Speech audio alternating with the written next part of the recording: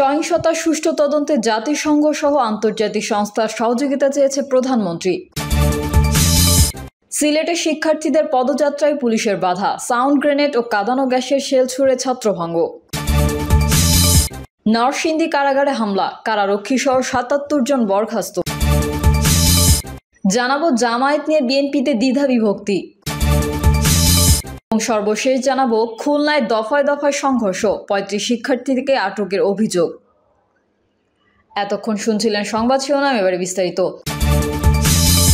সহিংসতার সুষ্ঠু তদন্তে জাতিসংঘ সহ আন্তর্জাতিক সংস্থার সহযোগিতা চেয়েছেন প্রধানমন্ত্রী। কোটা সংস্কার আন্দোলন ঘিরে দেশব্যাপী সংঘাত সহিংসতার ঘটনার সুষ্ঠু তদন্ত করতে জাতিসংঘ সহ অন্যান্য আন্তর্জাতিক সংস্থার কাছে সহযোগিতা চেয়েছেন প্রধানমন্ত্রী শেখ হাসিনা।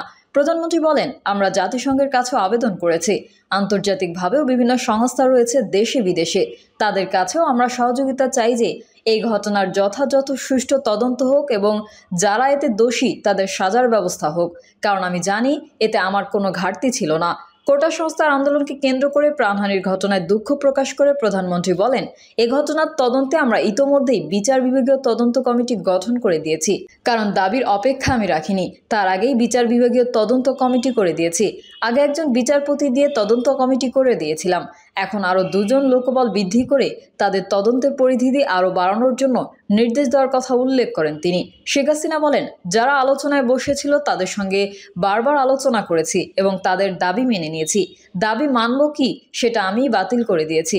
এটা তো আমারই ইস্যু করা।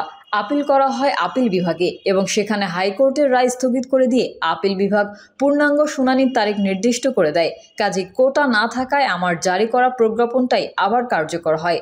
পরে আপিল বিভাগ থেকে সেটার রায়ও দিয়ে দেওয়া হয়। প্রধানমন্ত্রী বলেন, এই আন্দোলনের নামে যেসব ঘটনা ঘটেছে, ধ্বংসাত্মক কাজ করা হয়েছে, তাতে অনেকগুলো তাজা প্রাণ ঝরে গেছে।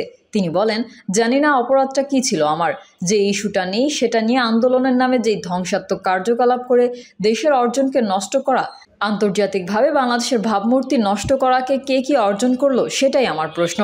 দেশবাসীর উদ্দেশ্যে প্রধানমন্ত্রী বলেন, একটা ঘটনা ঘটিয়ে ঘোলা পানিতে মাছ শিকার করায় দেশকে পেছনে টেনে নেওয়ার এই চক্রান্তে যারা জড়িত সেটা আপনাদের খুঁজে বের করা উচিত। ৭১-এ যারা পাকিস্তানি হানাদার বাহিনীর দোসর ছিল, তাদের চক্রান্ত বারবার আমাদের দেশকে পিছিয়ে নিয়ে গেছে। এটা হচ্ছে সব থেকে কষ্টের, সবচেয়ে দুঃখের।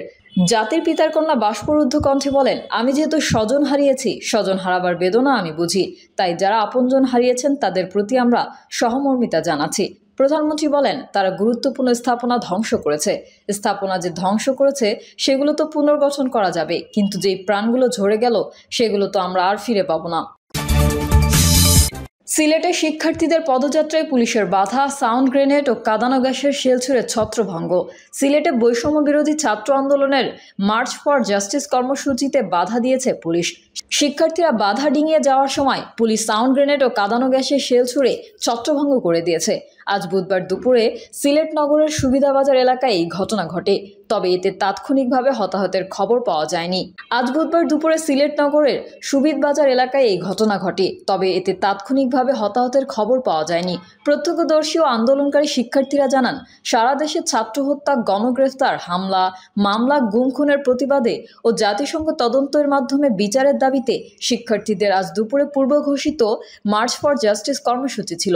শিক্ষার্থীরা বেলা 11টার দিকে শাহজালাল বিজ্ঞান ও প্রযুক্তি বিশ্ববিদ্যালয় ক্যাম্পাসে জড়ো হতে থাকেন।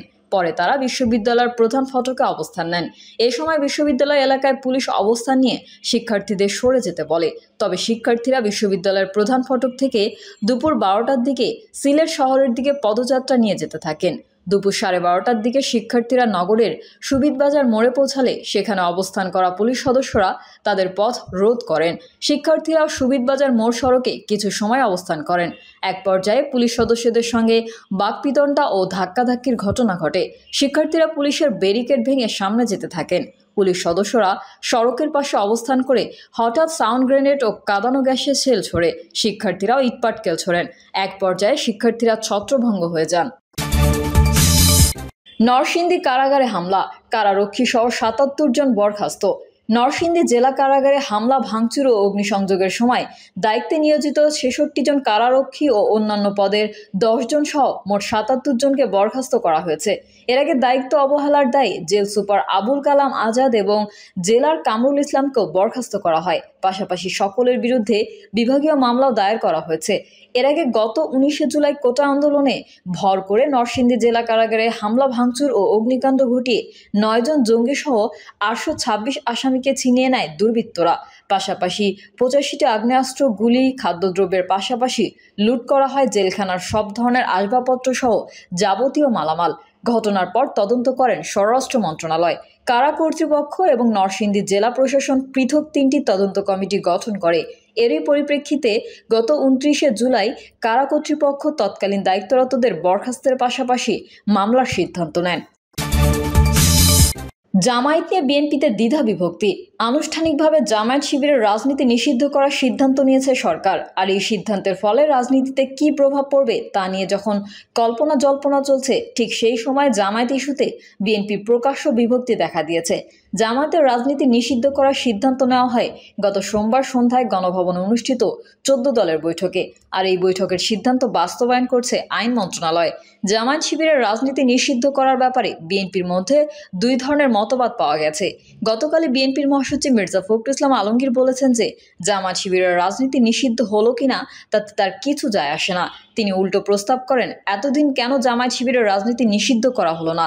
তবে বিএনপির স্থায়ী কমিটির অন্তত ২ জন সদস্য বলেছেন, মির্জা ফখরুল ইসলাম আলমগীরের এই বক্তব্য দলীয় বক্তব্য নয়, বরং তারা জামায়াতের রাজনীতি নিষিদ্ধ করার আনুষ্ঠানিক প্রতিবাদ করবেন এবং কোনো রাজনৈতিক দলকে এই মুহূর্তে নিষিদ্ধ করা উচিত নয় বলে তারা মন্তব্য করেছেন। বিএনপির স্থায়ী কমিটির অন্তত ২ জন সদস্য বলেছেন যে তাদের সাথে লন্ডনে পলাতক বিএনপির ভারপ্রাপ্ত চেয়ারম্যানের কথা হয়েছে। বিএনপির ভারপ্রাপ্ত চেয়ারম্যান মনে করেন এই মুহূর্তে জামায়াতের পাশে বিএনপির দাঁড়ানো উচিত, কারণ এভাবে রাজনৈতিক দল নিষিদ্ধ করাটা গণতান্ত্রিক চিন্তা চেতনার পরিপন্থী। কিন্তু মির্জা ফখরুল ইসলাম আলমগীর সহ বিএনপির অন্য নেতারা মনে করেন যে জামায়াতের রাজনীতি নিষিদ্ধ হলো কি হলো না এই ব্যাপারে তাদের কোনো ভূমিকা রাখা উচিত নয়। এই বিষয়টি সরকার করছে জনগণের দৃষ্টি অন্য খাতে প্রবাহিত করার জন্য।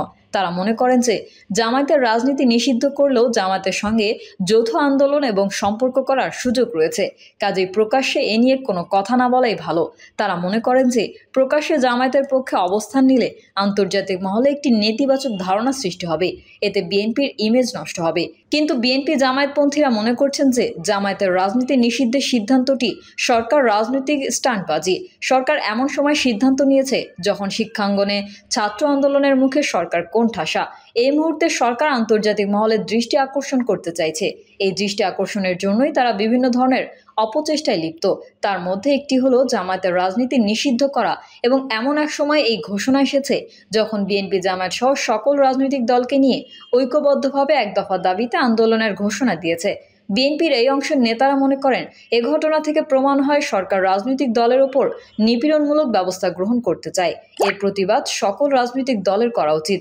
আর এই নিয়ে এখন বিএনপিতে বিভক্তি সৃষ্টি হয়েছে। বিএনপি সূত্রগুলো বলছে গত কিছুদিন ধরেই বিএনপিতে চলছে লন্ডনে পলাতক দলটির ভারপ্রাপ্ত চেয়ারম্যান তারেক জিয়ার একক নির্দেশ। তিনি যেভাবে বলছেন সেভাবেই দল সিদ্ধান্ত নিচ্ছে। এখানে দলের মহাসচিবের কোনো ভূমিকা নেই। এই অবস্থার কারণে বিএনপি আন্দোলনের ব্যাপারেও স্থিরভাবে কাজ করতে পারছে না। এখন জামায়াত ইস্যুতে বিএনপির দ্বিধা বিভক্তি প্রকাশ্যের রূপ নিয়েছে। খুলনায় দফায় দফায় সংঘর্ষ, ৩৫ শিক্ষার্থীকে আটকের অভিযোগ। খুলনায় বৈষম্য বিরোধী ছাত্র আন্দোলনের মার্চ ফর জাস্টিস কর্মসূচি পালনকারী আন্দোলনকারী শিক্ষার্থী ও পুলিশের মধ্যে দফায় দফায় সংঘর্ষ হয়েছে।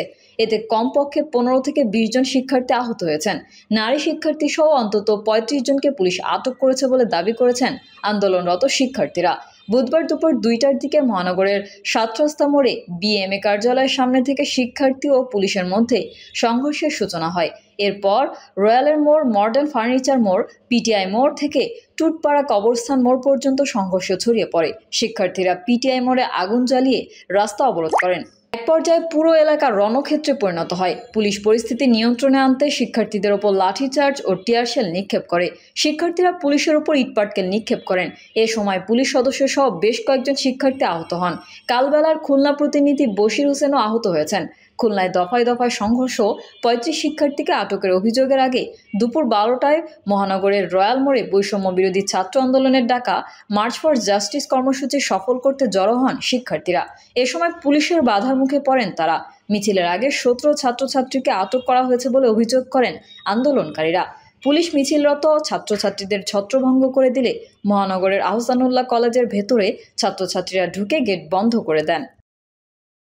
প্রিয় দর্শক, এই ছিল এখনকার সর্বশেষ সংবাদ। আপডেটের সংবাদ পেতে চ্যানেলটি সাবস্ক্রাইব করে বেল আইকনটি ক্লিক করুন। কমেন্টে আপনার মতামত জানিয়ে আমাদের সাথেই থাকুন। ধন্যবাদ সবাইকে। আল্লাহ হাফেজ।